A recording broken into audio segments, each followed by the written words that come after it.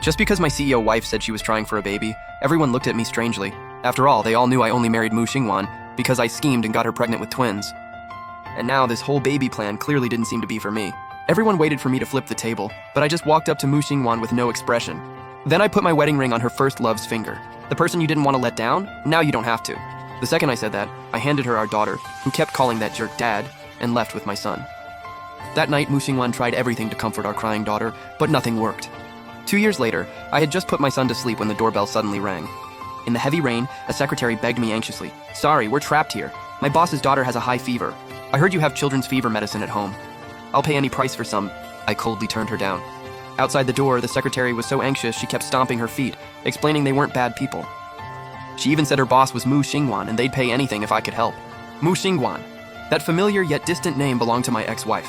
Hearing those 3 words again after 2 years, I froze as bitterness surged in my chest. Suddenly thunder cracked outside, scaring my sleeping son awake, so I dropped my phone and rushed to comfort him.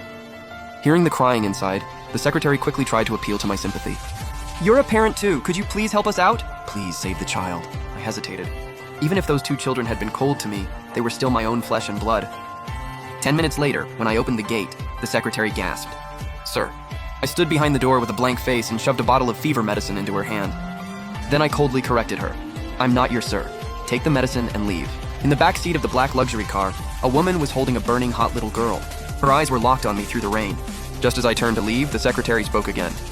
"Don't you want to see the 2 young ladies? They actually talk about you all the time." I only left 1 sentence, forget it. Maybe there's no need anymore. The woman had just opened the car door and heard my answer. Her beautiful face instantly darkened. "Yechen." I didn't even pause, I shut the gate and went back inside.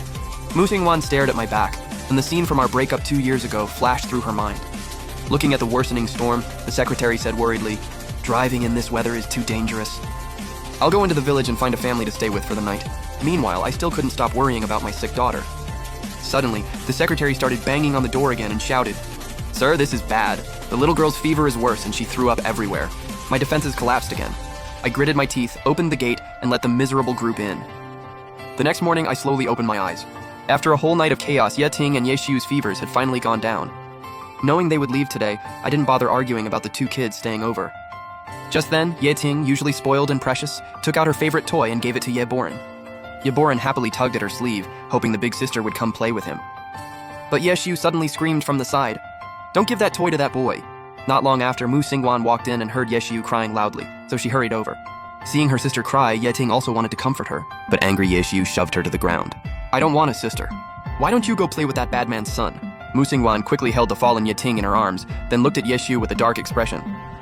"Apologize," Ye Xiu cried even louder. "No, he's not my dad. I want Uncle Wang Baden. Mommy, take me to Uncle Wang Baden, okay?" Mu Xingwan's face went pale with anger, and she was about to scold her. But I looked at her coldly. The kid isn't wrong. I really don't deserve to be their father. It's already daylight. Shouldn't you leave my house now? Outside, the storm was still raging. Driving was impossible, and even walking out was hard. Mu Xingwan clearly didn't expect me to be this cold. "Yechen, these 2 are your own daughters.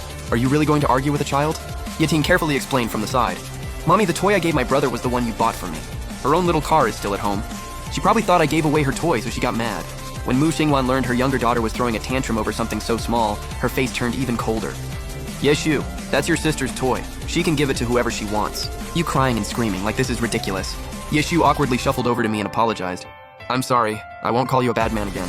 But the word dad stuck in her throat. In the end, she still couldn't say it. She looked at me carefully, hoping I would comfort her like I used to. But this time nothing happened. Seeing Ye Xiu's half-hearted attitude, my chest tightened, so I simply picked up my son and left. Behind me, Ye Ting secretly glanced at me. Several times she wanted to call out but didn't dare. In the end, she could only lower her head sadly. Mu Xingwan saw her older daughter's expression and called out to me as I was about to leave. "Yechen, let's talk alone." Without looking back, I shook my head. "There's nothing for us to talk about. My wife is on her way and will be home soon. Please pack up and leave as soon as possible." Mu Xingwan's face darkened instantly. "Yechen, you really moved from one woman to the next without missing a beat. Back then, you chased after me right after breaking up with your first love. And now, not long after divorcing me, you're already remarried. You really are a master of time management." I clenched my fist tightly. "So what? Yesterday we agreed you'd only stay 1 night. Now keep your word. Take your 2 daughters and get out of my house." Mu Xingwan gritted her teeth. "Ye Chen, Ye Ting, and Ye Xiu have your blood too. Just because you have this brat now, you don't want your own daughters anymore. How can you be so cruel?" Seeing things get worse, the chief secretary quickly stepped forward to explain.